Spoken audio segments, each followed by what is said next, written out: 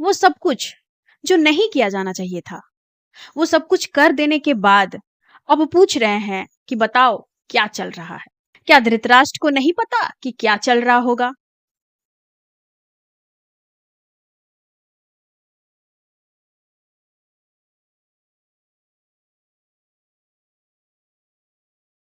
श्रीमद् भगवत गीता अध्याय 1 अर्जुन विषाद योग। श्रीमद् भगवत गीता का यह अध्याय अर्जुन विषाद योग। आज हम इस अध्याय का पहला श्लोक समझेंगे और आगे 2 से लेकर के 19 तक का श्लोक अगले भाग में समझेंगे।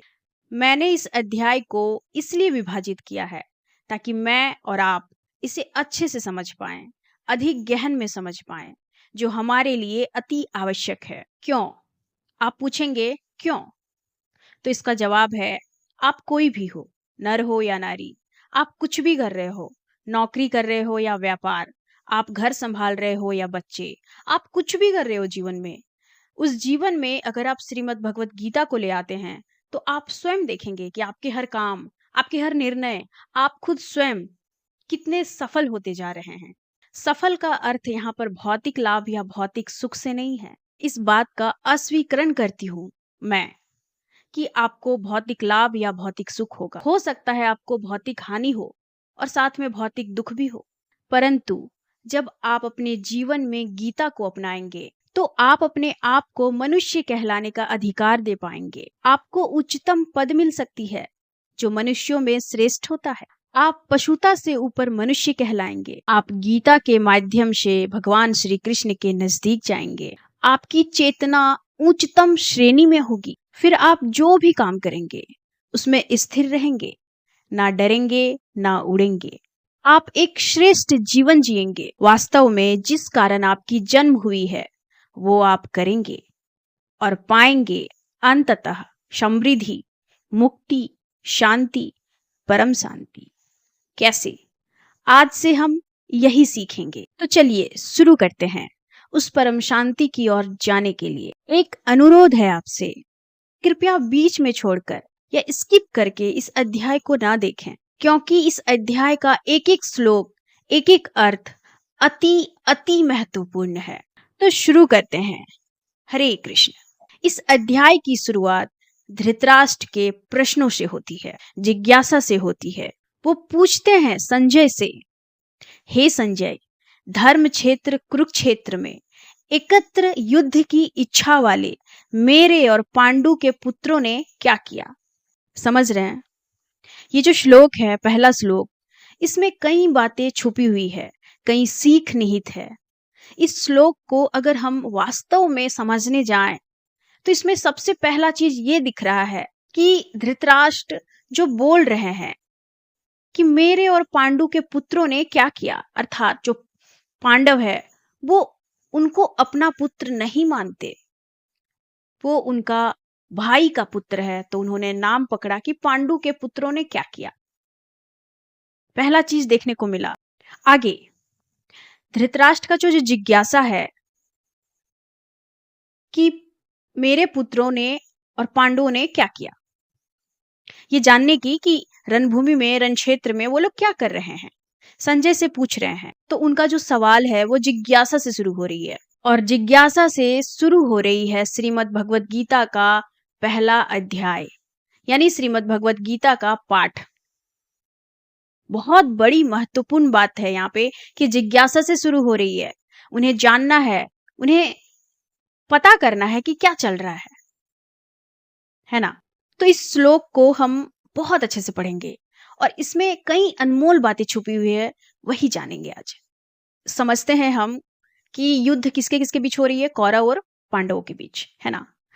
तो मुख्य रूप से कौरवों और कहीं ना कहीं पांडवों के द्वारा भी लगातार लिए गए गलत निर्णयों और अविवेक के कारण अंततः कुरुक्षेत्र में दोनों एक दूसरे के आमने सामने आ गए हैं, है ना? दोनों आखिरकार एक दूसरे के आमने सामने आ गए हैं।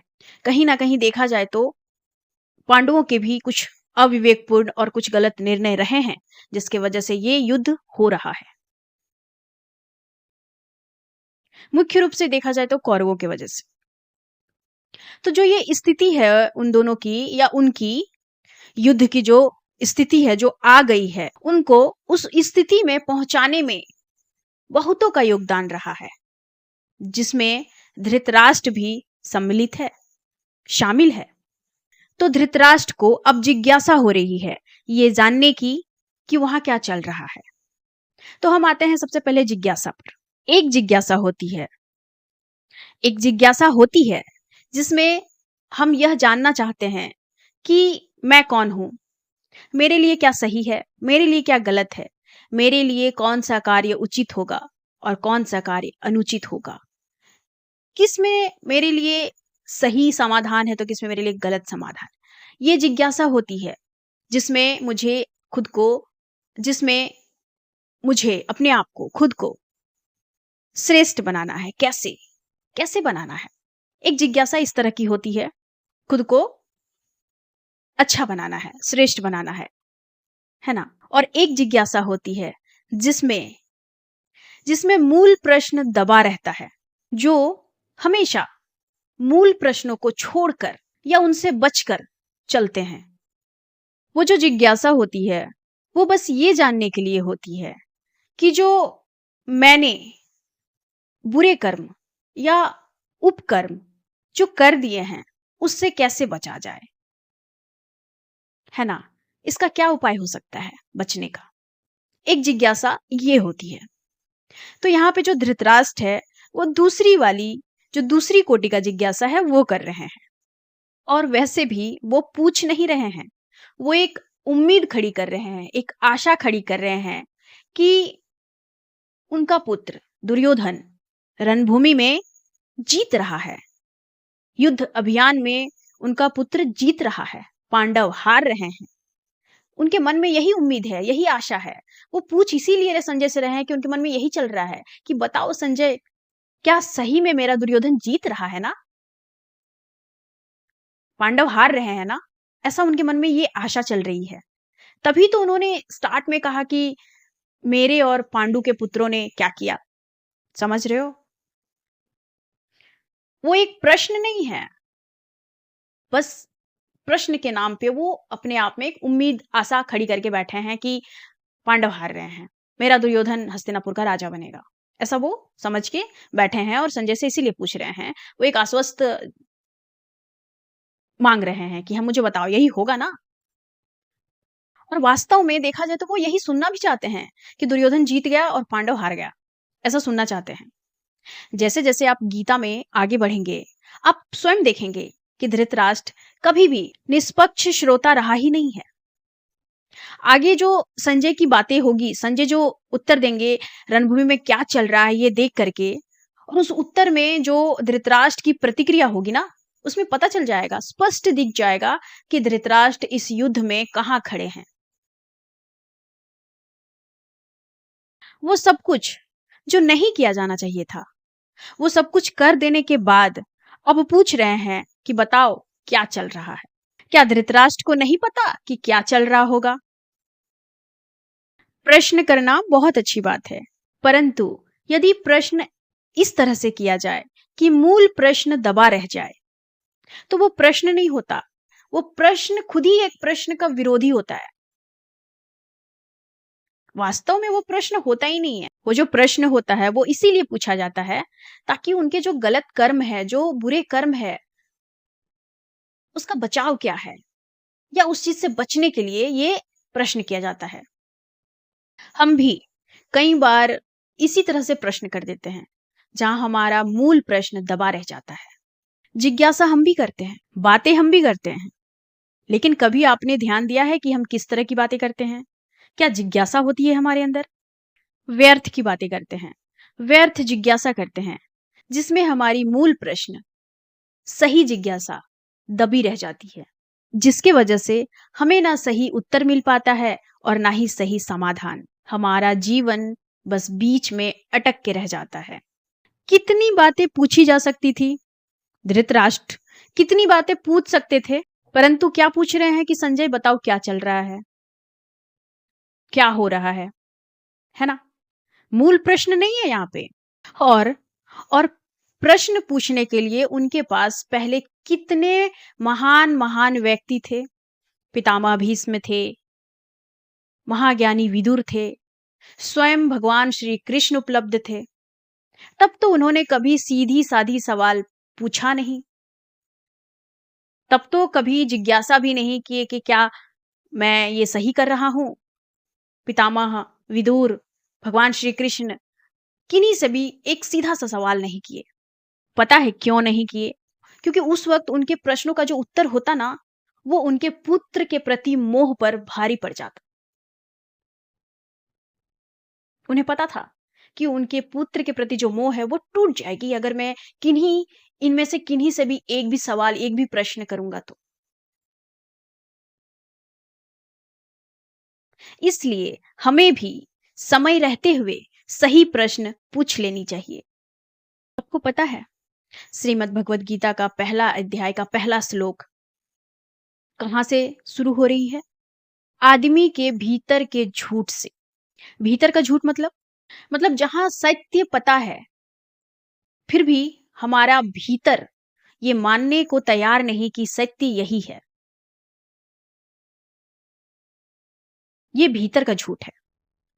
कुछ उदाहरण है, जैसे जैसे मान लीजिए आपके जीवन में कोई रिश्ता है और वो बहुत जहरीला हो गया है, आपको नुकसान पहुंचा रहा है। दिन ब दिन आप अंदर से खोखले होते जा रहे हैं, फिर भी आप खुद को, किसी और को भी ऐसे ही बोल रहे हैं जैसे वो इंसान आपके लिए बहुत सही है। नहीं नहीं, उसमें कोई गलती नहीं है। ये धोखा है, ये भीतर का झूठ है। ये अपने आप को, अपने आत्मा को धोखा देना, यही है भीतर का झूठ। और यहीं से शुरू हो रही है पहला श्लोक। वो अपने भीतर का झूठ बस धृतराष्ट्र के अंदर वही छुपा है और निकल भी वही रही है, भीतर का झूठ। सत्य उनसे ना कहा जा रहा है, ना सुना जा रहा है, ना बोला जा रहा है। आपको पता है कि आपने गलती कर दी है, फिर भी आप ये मानने को तैयार नहीं है कि नहीं नहीं नहीं, मैंने कोई गलती नहीं किया है, मैंने कोई गलती किया ही नहीं है, ये गलत है ही नहीं। ये खुद को धोखा देना नहीं, भीतर का झूठ नहीं तो क्या है? सबको पता था कि दुर्योधन का हाल क्या हो रहा है या आगे जाके क्या होगा। बस धृतराष्ट्र के नजर में सब ठीक था, सब मस्त था। नहीं नहीं, कोई गलत चीज नहीं हो रहा है, सब सही हो रहा है, था ना? और अभी भी धृतराष्ट्र वहीं का वहीं है। संजय से खुलकर पूछ भी नहीं पा रहे हैं जो उनके मन में है, वो पूछ भी नहीं पा रहे हैं कि संजय बताओ ना, दुर्योधन जीतेगा ना? पांडव हारेगा ना? दुर्योधन राजा बनेगा ना?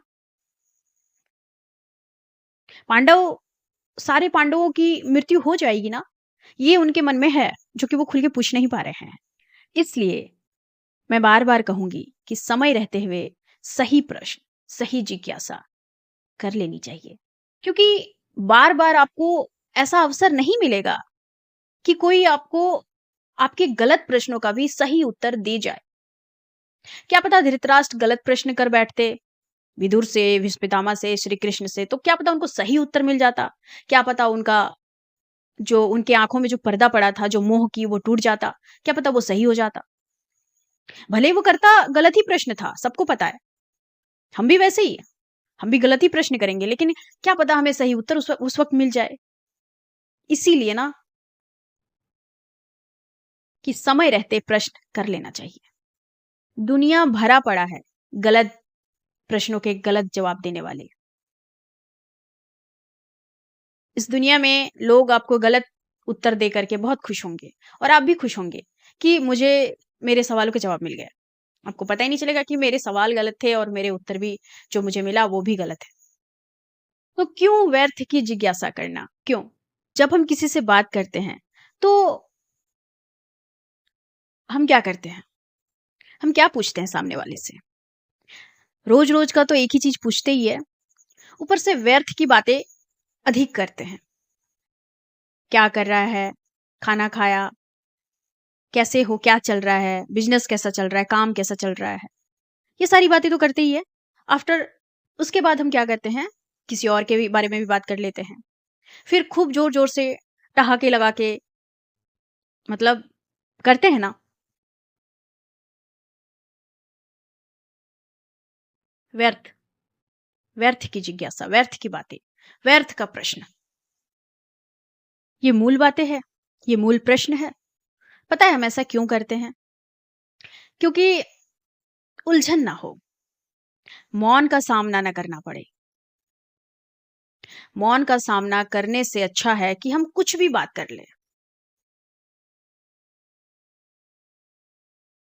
और इस तरह से जो अंदर का जो मूल प्रश्न होता है, जो मूल जिज्ञासा होती है, वो दबा रह जाता है। कभी आपने देखा है कि जब कभी आप साथ में बैठे हो, आप 2 दोस्त हो या 3 दोस्त हो या कोई भी हो, साथ में बैठे हो, तो जब हमें ऐसा लगता है कि सन्नाटा है, बात नहीं हो रही है, तो एक अजीब-सी उलझन होने लगती है कि बात क्यों नहीं हो रही है? तो हम क्या करते हैं? हम कुछ भी बात करते हैं। इधर की, उधर की व्यर्थ बातें करते हैं। क्यों करते हैं ऐसा? क्योंकि हम मौन नहीं रह सकते। मौन हमें उलझन में डाल देती है ना? फिर मौन से बचने के लिए हम मूर्खतापूर्ण बातें कुछ भी करते हैं। करते हैं ना? जब आप मौन, शांति से बैठोगे सामने वाले के साथ, तो आपके अंदर की आवाज़ भी सुनाई देगी, धड़कन, दिल, शरीर की आवाज़ सुनाई देती है। तब हमें ऐसा लगता है कि अंदर जो मूल बातें हैं, जो मूल प्रश्न है, वो गूंज रहा है, वो बाहर आने का कोशिश कर रहा है। लेकिन हम उसको क्या करते हैं? दबा देते हैं, कुछ भी व्यर्थ की बातें करके। यही काम धृतराष्ट्र कर रहे हैं। ऐसे शुरू होती है महाभारत, भीतर की झूठ से। इस एक खोखले प्रश्न ने धृतराष्ट्र के जीवन का पूरा चित्र हमारे सामने खोलकर रख दिया। तो ये पहला श्लोक का कुछ वास्तविक अर्थ था। मेन मेन बातें थी कि धृतराष्ट्र के अंदर जो मूल प्रश्न है, जो मूल जिज्ञासा है, वो उसने दबा के रखा है। उसने कभी मूल प्रश्न, मूल जिज्ञासा किया ही नहीं, क्योंकि उसका जो मोह था पुत्र के प्रति, वो भारी पड़ जाता, वो खत्म हो जाता, है ना? दूसरा ये है कि जो पूछना चाहिए वो पूछा नहीं। उस वक्त कितना कुछ पूछ सकता था संजय से। पूछ क्या रहा है कि क्या चल रहा है, और वास्तव में पूछ भी नहीं रहे हैं वो, समझ रहे हैं ना? वो एक उम्मीद लगा के बैठे हैं कि यही चल रहा है, यही होगा भी। ये ऊपर का है, ये भीतर का झूठ है, भीतर का ही झूठ है ना, क्योंकि उन्हें पता है कि क्या होगा, लेकिन एक उम्मीद, एक आश्वस्त, एक झूठी आशा मन में बैठा के रखे हैं कि यही होगा। तो जो हमारे भीतर का जो झूठ है ना, उसे बाहर आने देना है।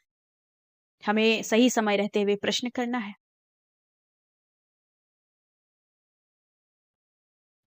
जब भी ऐसा लगे कि बातें व्यर्थ हो रही है ना, तो थोड़ा मौन रह जाना है, शांति में बैठ जाना है कि क्यों व्यर्थ कर रहे हैं बातें।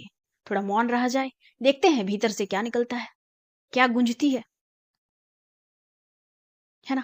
कुछ भी प्रश्न करने से पहले ये देख लेना है कि आखिर हमारे भीतर चल क्या रहा है? क्या वास्तव में ये प्रश्न है जो मैं कर रहा हूँ, मैं कर रही हूँ? तो इस एक प्रश्न ने बता दिया, पहला प्रश्न ने, कि कैसे धृतराष्ट्र का चरित्र स्पष्ट दिख रहा है ना? इसके आगे संजय बताते हैं धृतराष्ट्र को कि क्या चल रहा है। ये ये जो भाग है, यहीं तक है। अगला भाग में हम समझेंगे 2 से 19 तक का श्लोक, बहुत अधिक गहन में। उसमें देखेंगे आगे कि क्या चल रहा है। बार-बार बोलूँगी कि स्किप नहीं करना है, ध्यान से सुनना है, और बस ध्यान से सुनना है, क्योंकि ये हमारे लिए अति महत्वपूर्ण है। ये जो पहला श्लोक है ना, इससे हम कई बातें सीख रहे हैं, सीख सकते हैं। मैंने बताया भी कई बातें, आप खुद से भी कई बातें सीख सकते हो, अगर आप ध्यान से सुनोगे, ध्यान से समझोगे। तो मिलते हैं ऐसे ही अगले भाग में, जहाँ पे हम और अधिक गहन में समझेंगे।